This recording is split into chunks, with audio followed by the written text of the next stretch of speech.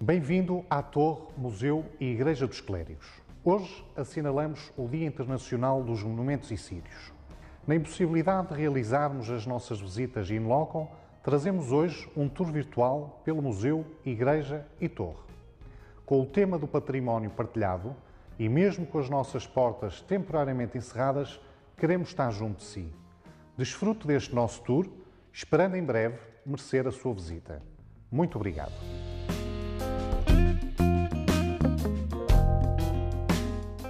Bem-vindos aos Clérigos, o meu nome é Daniel. Eu vou-vos acompanhar nesta visita em honra do Dia Nacional dos Patrimónios e Sítios. Desta vez a visita será um pouco diferente do habitual, uma vez que eu estarei aqui e vocês estarão em casa a acompanhar-me. Venham por aqui, por favor.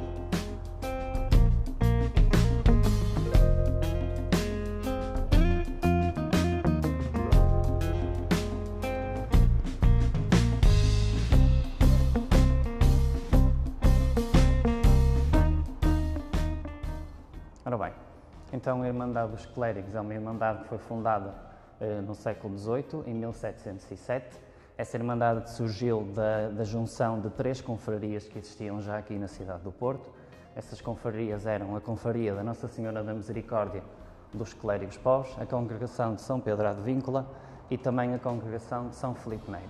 As três juntaram-se e criaram então a instituição, a Irmandade dos Clérigos. Esta Irmandade tinha como principal missão assistir na doença, na pobreza e na morte. A Irmandade tinha a sua primeira sede, uma vez que não tinha um edifício que a representasse na Rua das Flores, na Igreja da Misericórdia, mas em 1731, sob a presidência do nosso presidente na altura, D. Jerónimo Taba de Noronha, começou-se a equacionar a possibilidade de construir um edifício que nos representasse. Foi então que o terreno onde nós estamos, terreno esse chamado Cruz da Caçoa, foi doado à Irmandade através dos padres Frei Bento da Silva e do padre Manuel Mendes Machado, e se iniciou então o processo de construção da Irmandade do edifício Clérigos. Todo o processo se iniciou pela Igreja em 1732 e terminou na Torre em 1763. Nós agora estamos na entrada daquela que era considerada a parte administrativa do edifício, ou de uma forma mais fácil da Casa do Despacho.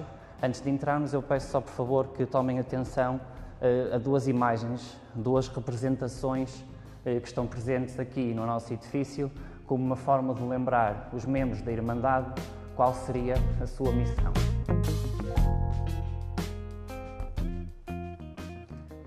Aqui neste pórtico, por cima da entrada da Casa do Despacho, temos duas representações. Do lado direito temos uma representação de uma balança.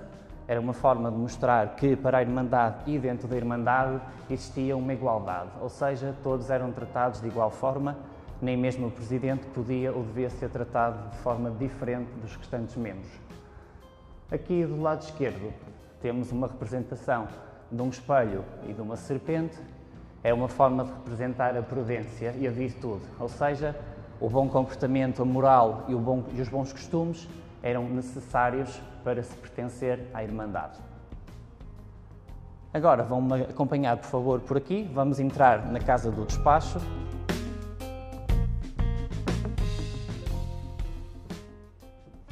Casa do Despacho, ou de uma forma que ao longo dos tempos começou também a ser chamado como o Salão Nobre, que é uma das salas mais importantes do edifício. Aqui no Salão Nobre, que é um salão nobre que é constituído por mobiliário original do século XVIII, da oficina portuguesa e de inspiração inglesa.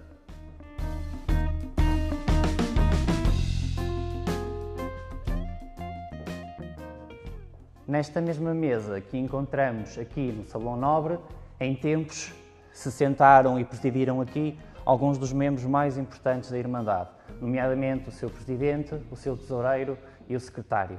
Eram nesta mesma mesa em que eram debatidos os assuntos mais importantes relacionados com a nossa instituição e também que eram recebidos qualquer tipo de evento com outra instituição ou algum tipo de evento social que acontecesse dentro da Irmandade aqui nos Clérigos. Ao longo dos anos, a Irmandade decidiu também preencher esta sala com alguns quadros pintados a óleos. São quadros do autor João Glamba. E aqui temos representados dois tipos de pessoas. Temos os presidentes da Irmandade, alguns dos principais presidentes da Irmandade, e depois vamos encontrar também algumas pessoas com vestimentas consideradas normais para aquilo que era considerado normal na altura do século XVIII.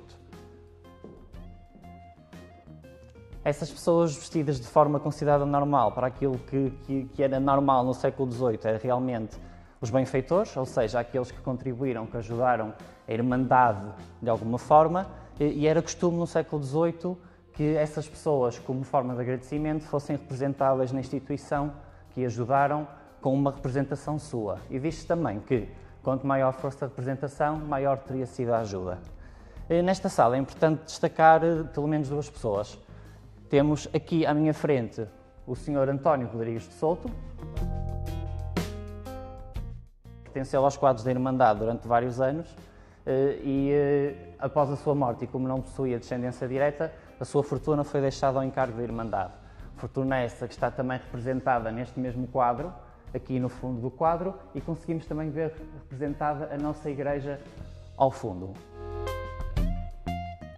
Outra pessoa que também é de referir é, nomeadamente, o Frei José Maria de Fonseca e Évora, que é importante porque, além de ter sido presidente da Irmandade, era também um mecenas do autor dos quadros. Agora vamos avançar para esta próxima sala, chamada de Sala da Burra.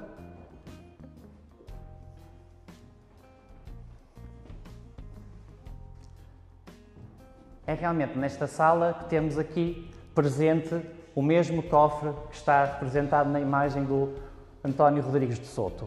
Este é realmente o cofre que está na imagem e é o cofre que pertenceu à Irmandade, é o cofre que foi adquirido em 1763 e que socialmente começou a ser chamado de burra. Este cofre, aparentemente com este aspecto frágil e tosco, tem uma pequena particularidade. Ele verdadeiramente não é frágil, é feito de um material maciço e bastante forte, e habitualmente ele tinha este aspecto como uma forma de enganar. Ele era transportado com a Irmandade por onde quer que a Irmandade fosse, e a ter este aspecto as pessoas pensariam que ele não transportaria nada de grande valor. Outra coisa que o torna bastante diferente é que ele possui um sistema que para a altura pode ser considerado já bastante moderno. Se repararmos, temos aqui 3 fechaduras, 2 aloquetes e uma fechadura principal. Eu há pouco referi 3 membros da Irmandade, o Presidente, o Secretário e o Tesoureiro. Cada um deles possuía uma chave e só os 3 em simultâneo conseguiam abrir realmente este cofre. Agora vamos prosseguir aqui.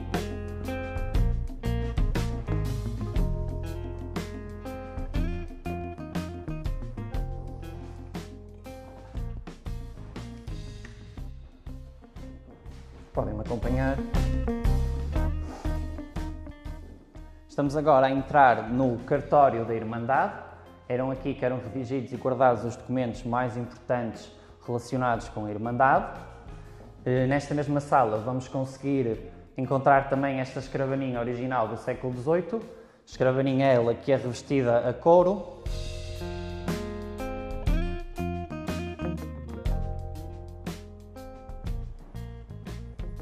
E depois é preenchida com estas taxas metálicas.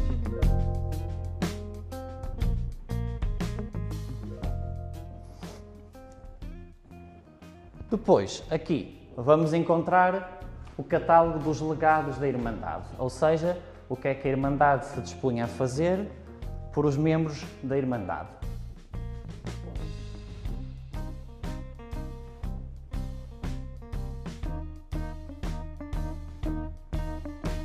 Depois aqui vamos encontrar o quadro dos óbitos,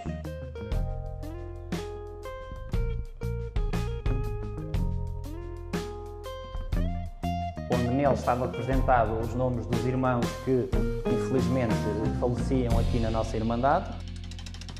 Agora prosseguimos então a visita em direção ao nosso coro alto e à nossa igreja.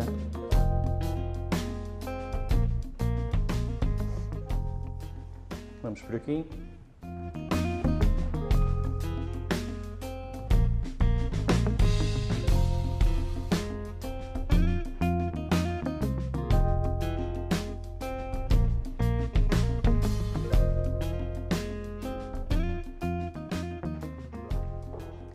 Aqui temos algumas malvas que pertenceram à Irmandade e que neste processo de restauro foram também restauradas e expostas para que o nosso público as pudesse visualizar. Agora, antes de seguirmos até ao nosso coro alto, temos uma imagem, a primeira representação de Nossa Senhora da Assunção. Nossa Senhora da Assunção é a padroeira do edifício, juntamente com São Filipe Neri e São Pedro Advíncula. Esta imagem é diferente porque, habitualmente, Nossa Senhora da Assunção tem os anjos que estão somente representados à sua volta, mas aqui, esta imagem, como podemos ver, tem também a representação dos anjos aos seus pés. Então vamos seguir por aqui em direção ao coro alto da igreja e vamos também passar pelos nossos órgãos de tubos.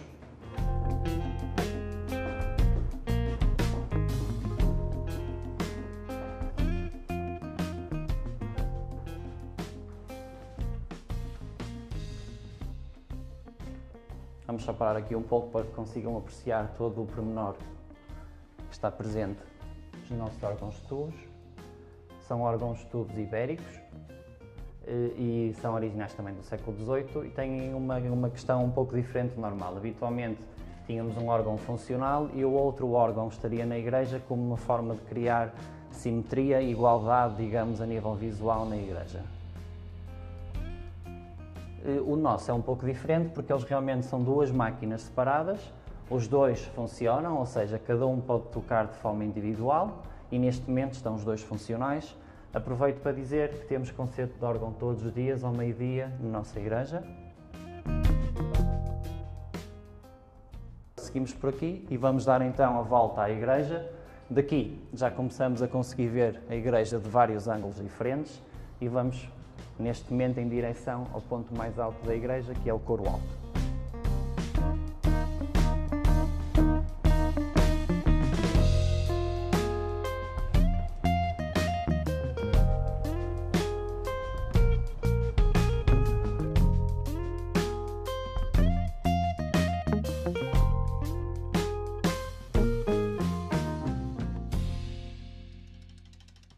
Chegamos então agora ao nosso coro alto. Primeiramente era aqui que realmente acontecia a parte cantada, ou seja, o coro da Irmandade ficava aqui para acompanhar a parte da missa que acontecia na nossa igreja, lá embaixo.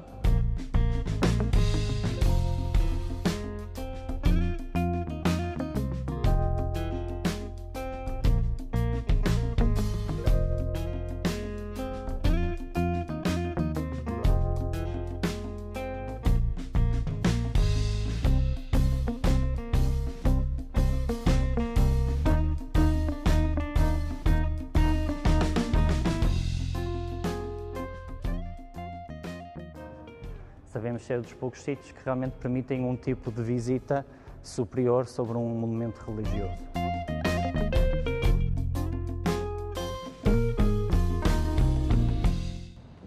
Aqui temos uma das peças de maior destaque no nosso edifício, a urna sacrário. Esta urna habitualmente na altura da Semana Santa era exposta e habitualmente ela era exposta no nosso altar principal e era trocada com a Nossa Senhora da Assunção, que se encontra no topo do nosso altar principal.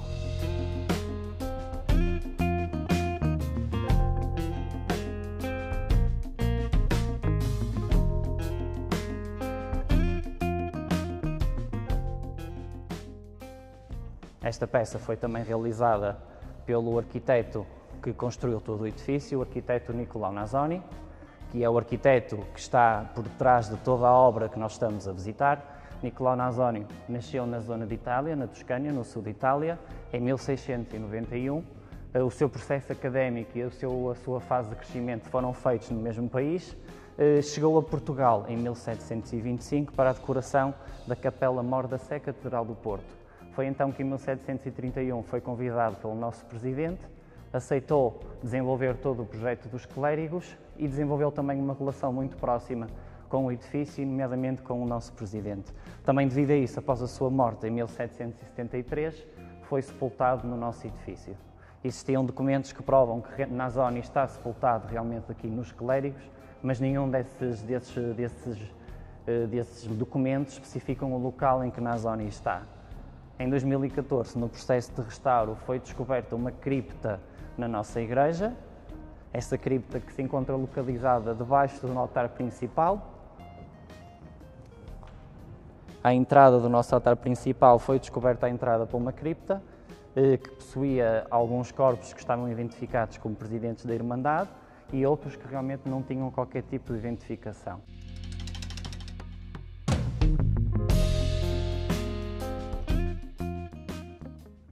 A igreja, que faz parte do conjunto do edifício Clérigos, iniciou a sua construção em 1732 e terminou em 1749.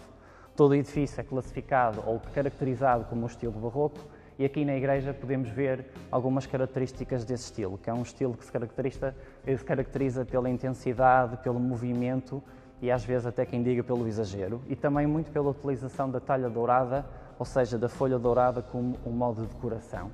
Aqui à volta da nossa igreja vamos conseguir realmente ver a utilização dessa talha dourada, toda esta cor dourada que vemos nos nossos altares secundários e também no nosso altar principal é talha dourada, ou seja, é essa folha de ouro utilizada como modo decorativo. A própria cor da igreja, este bordô, este vermelho, que é uma cor intensa, que também é muito caracterizada por este estilo arquitetónico. Se repararem também toda a parte esculpida que temos na pedra, que representa muito movimento e muita intensidade, também característica deste estilo. Temos a nossa cúpula, onde nela temos representado o monograma da Irmandade, de uma forma mais simples é o logótipo da Irmandade. Esta cúpula também é caracterizada como um dos maiores representativos deste estilo no norte do país. E nela temos representado então o monograma da Irmandade, ou seja, se repararem temos um A e um M que estão entrelaçados, que significa Ave Maria, em honra de Nossa Senhora da Assunção. Depois temos as chaves que estão cruzadas em honra de São Pedro.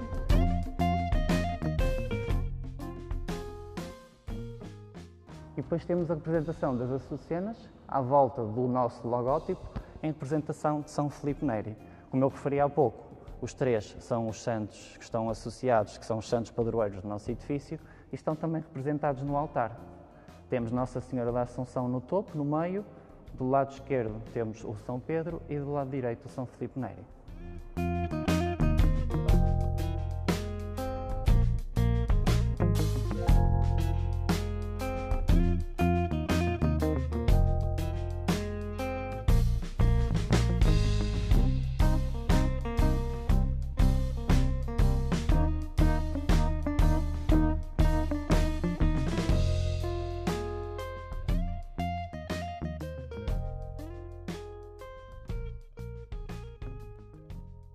Agora vamos em direção ao segundo patamar desta parte do edifício, onde antigamente funcionava a nossa enfermaria. Neste momento a enfermaria já digamos que não existe.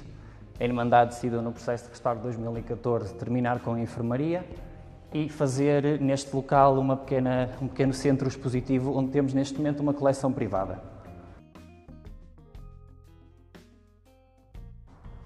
Bem-vindos à exposição Cristos e hoje, como celebramos o Dia Internacional dos Monumentos e Sítios, cujo tema é património partilhado, culturas partilhadas e responsabilidade partilhada, partilhamos convosco esta exposição.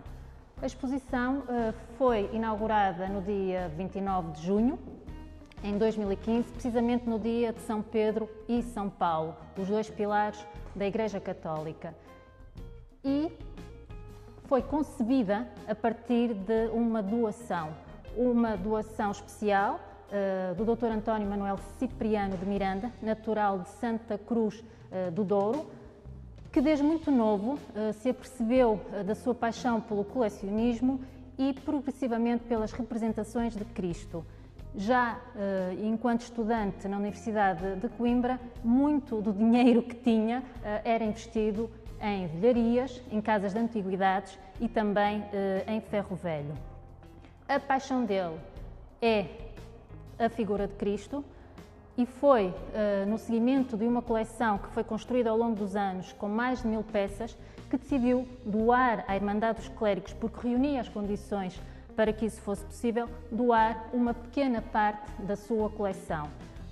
A exposição Cristos está instalada naquela que foi a enfermaria da Irmandade dos Clérigos, onde eram tratados todos aqueles doentes, desde que não padecessem de doença contagiosa, e foi decidido, no decurso das obras, que seria dada a este espaço a sua traça original. Isto porque, quando a enfermaria foi desativada, ela foi transformada numa espécie de casa sacerdotal, tendo sido compartimentada, sendo que, durante a obra, então foram devolvidos os 3 espaços principais. Este, onde funcionava a enfermaria propriamente dita, um segundo espaço onde era a sacristia da enfermaria e o terceiro espaço onde era a casa da enfermaria, onde eram guardados todos os objetos necessários ao bom funcionamento da enfermaria. A exposição está assim distribuída por estes espaços. Na primeira temos a Paixão de Cristo, na segunda sala temos uma espécie de uma viagem das formas pelo mundo globalizado dos portugueses e a terceira sala com as imagens de Cristo. Maioritariamente, e porque falamos numa coleção, as peças são ao gosto do colecionador, nós temos imagens de vulto, pintura em diferentes suportes, imagens que foram concebidas pela sua função devocional, ou seja, imagens que foram construídas para estarem em capelas, privadas, públicas, igrejas. Portanto, quando foi concebida e pensada museograficamente, também se pensou numa exposição que não fosse intrusiva à arquitetura do próprio espaço. Quer isto dizer que temos nesta primeira sala suportes autoportantes que permitem a proximidade do objeto, da obra de arte, com o visitante. No fundo, esta aproximação entre o homem, o humano e o espiritual. São várias as peças que nós aqui temos, todas elas relacionam. Esta primeira sala, no fundo, estão concentradas, e porque falamos da Paixão de Cristo, 5 temas. Começamos com a predestinação, depois temos o julgamento, o caminho para o Calvário propriamente dito, e no fim o culminar de toda esta paixão, que é a ressurreição. Temos peças desde o século XV nesta sala até o século XIX, sendo que das mais interessantes destacamos uma imagem do século XVI, este Ecce Homo.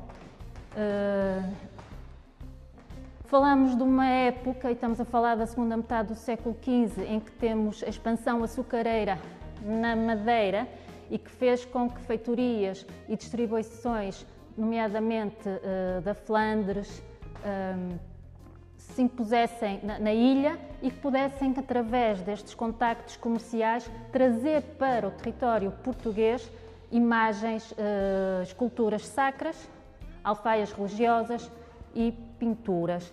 Esta imagem tem a particularidade de serem mais pequenas porque eram colocados em oratórios privados e eram completamente lisas por trás.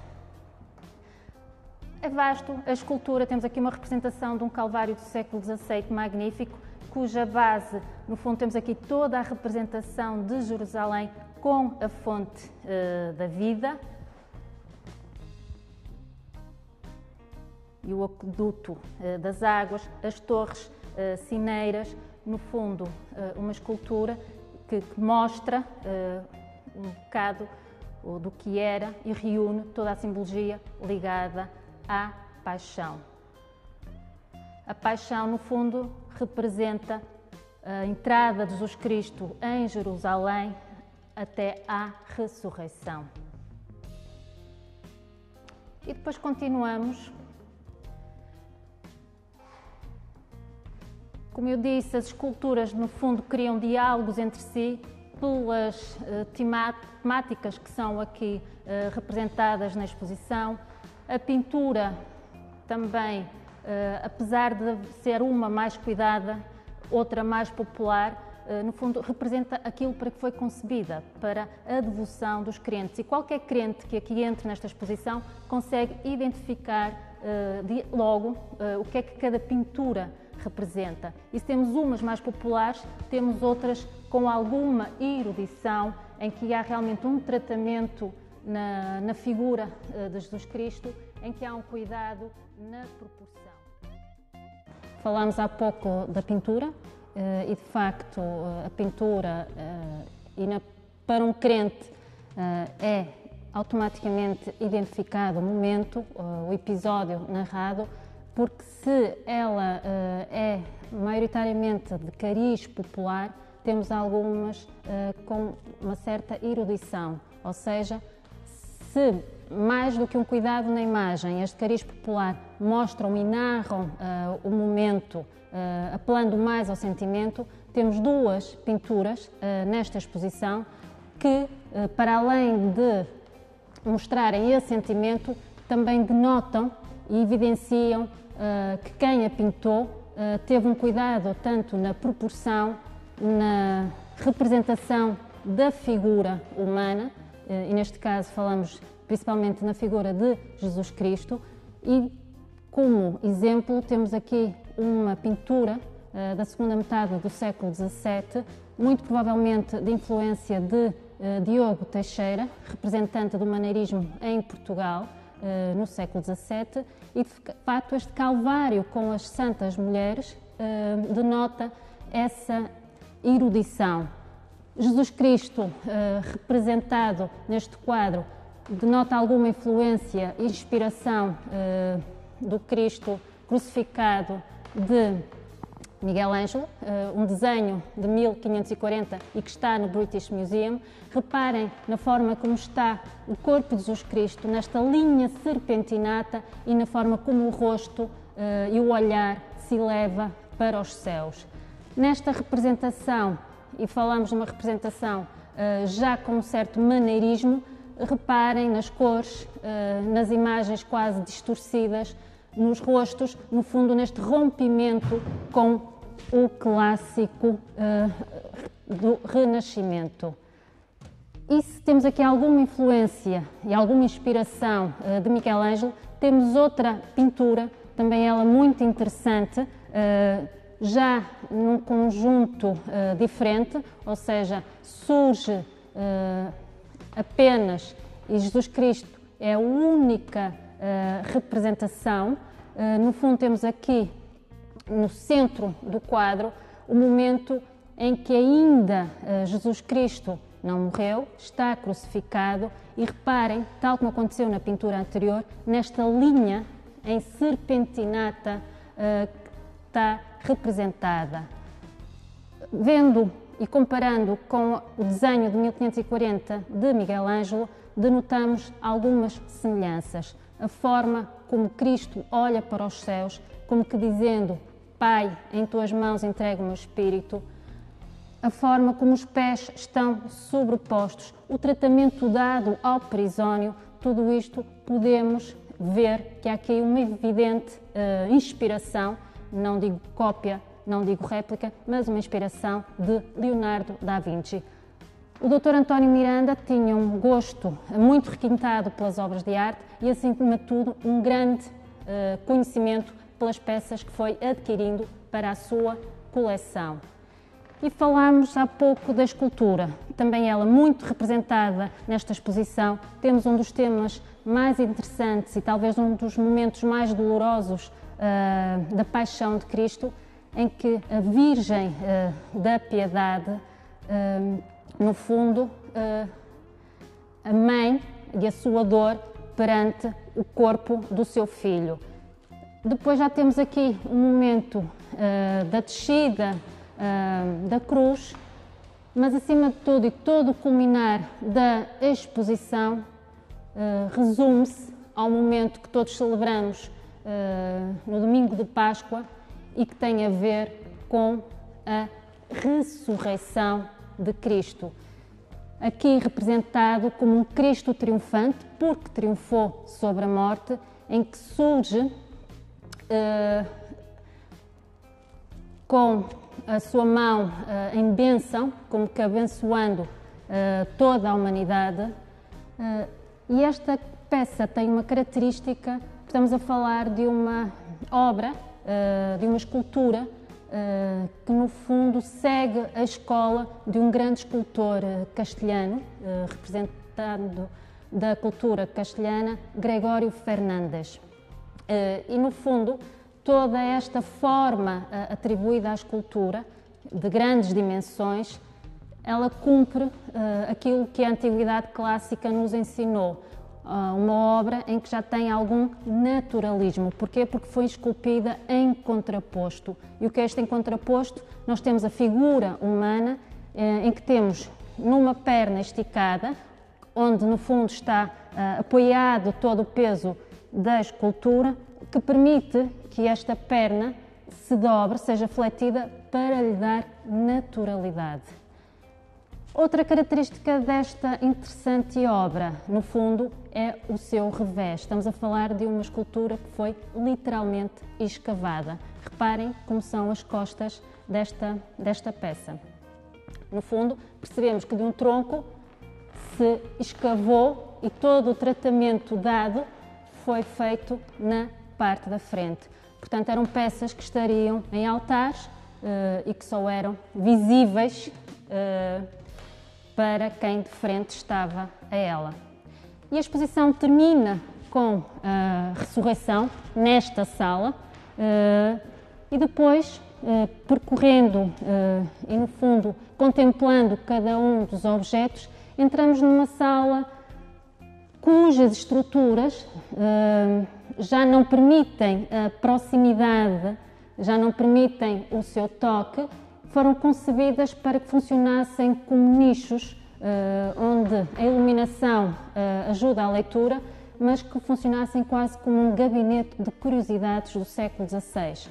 Aqui estão as peças mais pequenas, também as mais interessantes a nível de materiais, nomeadamente temos aqui um belo conjunto de pequenos oratórios chamados templetes, que oriundos de Goa, em meados do século XVIII, no fundo mostram aquilo que era possível, e estamos a falar de objetos que foram quase considerados clandestinos, mas que era possível ao crente ter e a eles poder rezar. Temos aqui uma peça do século XIII, também uma cruz, mas uma cruz diferente.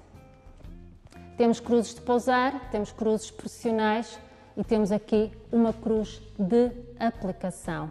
No fundo, este tipo de cruz era aplicado ou num retábulo ou numa arqueta, portanto, reparem que ela tem 14 orifícios que permitia a sua aplicação e, como tema central, já não temos a escultura de Cristo, mas temos a sua silhueta, que, à maneira românica, conseguimos perceber. Nós estamos a falar de uma cruz de aplicação do primeiro quartel do século XIII e temos este Cristo concebido à maneira românica. Reparem no perisónio, que no fundo vai até abaixo dos joelhos e os pés não estão sobrepostos, mas lado a lado. E mais imagens de Cristo, e porque a imagem de Cristo foi evoluindo, conseguimos entrar no mundo onde foi permitido aos artistas poderem trabalhar a representação da figura de Jesus Cristo. Nesta sala, e porque falamos também de museografia, e já falamos em estruturas autoportantes, já falamos em nichos, aquilo que foi criado foi uma espécie de painel adoçado a uma parede, onde foram literalmente instaladas várias figuras de Jesus Cristo, lembrando que esta é a imagem que o colecionador, o Dr. António Miranda, mais admira e com ela construiu a sua coleção. Elas foram colocadas de acordo com alguns critérios. Todos eles são Cristos crucificados, apesar de não estarem na cruz. Não esqueçamos que a cruz é o símbolo máximo do cristianismo. Mas apesar de não estarem na cruz, conseguimos perceber aqui algumas diferenças. Nós temos Cristos de braços abertos, Cristos com os braços mais fechados, como também temos aqui algumas representações que nem braços têm. No fundo, se este Cristo dos braços abertos é um Cristo universal, que representa a sacrificação pela humanidade, no século XVII foi criada uma corrente, e falamos de um teólogo, do Jansênio Cornélios, que defendia a imagem de Jesus Cristo de acordo com o jansenismo. O que é que isto queria dizer? No fundo, que estes braços que estão ao alto, que a linha que os separa é tão curta, significa que Cristo não morreu por todos os homens, mas apenas pelos eleitos. Corrente esta que não foi muito longe, tendo sido condenada em Roma, mas que não deixou de figurar na representação de Jesus Cristo, não deixou de ser traduzida, e nós temos aqui um conjunto muito interessante, que não é muito comum em exposições, termos tantos Cristos em posição jansenista. E já a terminar esta nossa viagem pelo espaço, pelo tempo, pela fé e pela arte, terminamos neste conjunto em que temos apenas presente o torso de Jesus Cristo. O Dr. António Miranda era um colecionador e como colecionador há uma certa obsessão, mas de facto para um colecionador a arte como objeto artístico interessa, mas está sempre por trás, e neste caso, porque falamos de peças religiosas, também está muito por trás a devoção. Ora bem, vamos então agora prosseguir o acesso à torre, que é a parte final da nossa visita.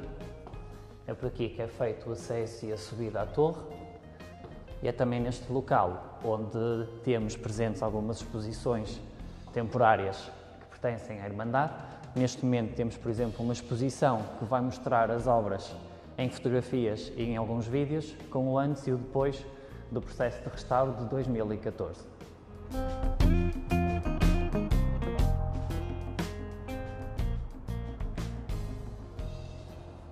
E agora seguimos então por aqui.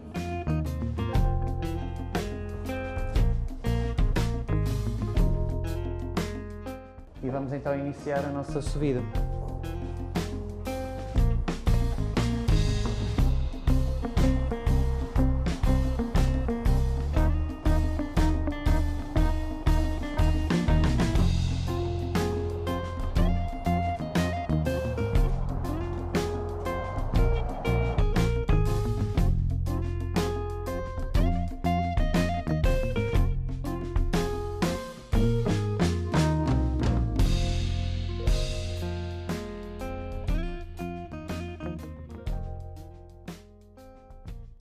Ora bem, então, após subirmos 240 graus e subimos a 76 metros de altura, temos o porto aos nossos pés.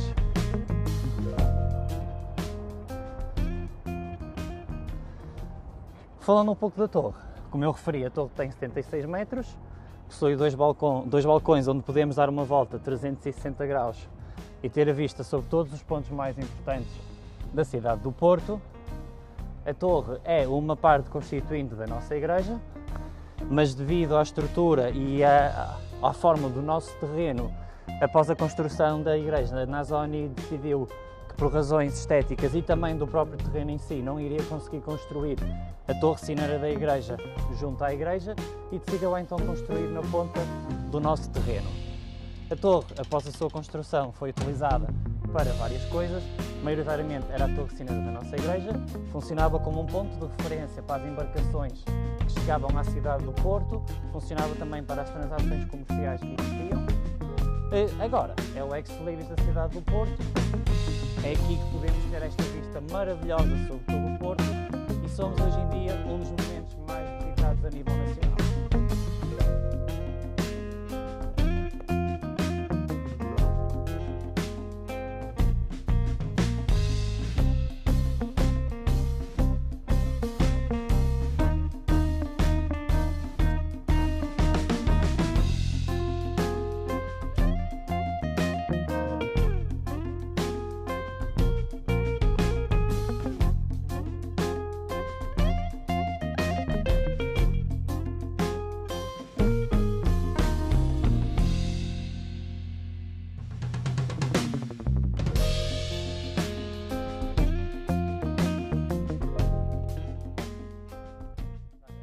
torre vamos conseguir ver alguns dos locais mais importantes da cidade do Porto.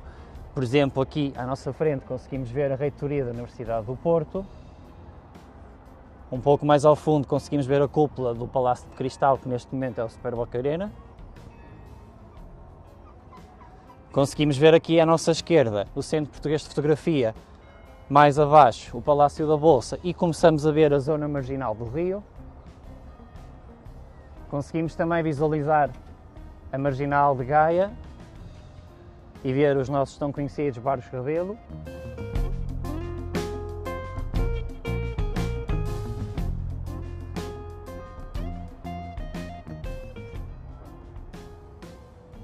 Um pouco mais adiante conseguimos ver a Sé Catedral do Porto no seu local de destaque na parte mais alta da cidade.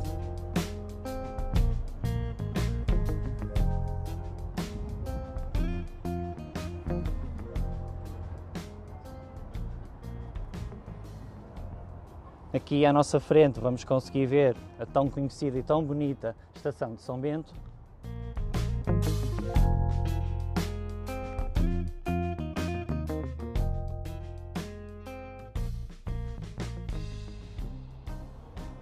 Conseguimos ver aqui à minha esquerda a parte superior da Câmara Municipal do Porto, que marca o início de uma das mais famosas avenidas da cidade, a Avenida dos Aliados.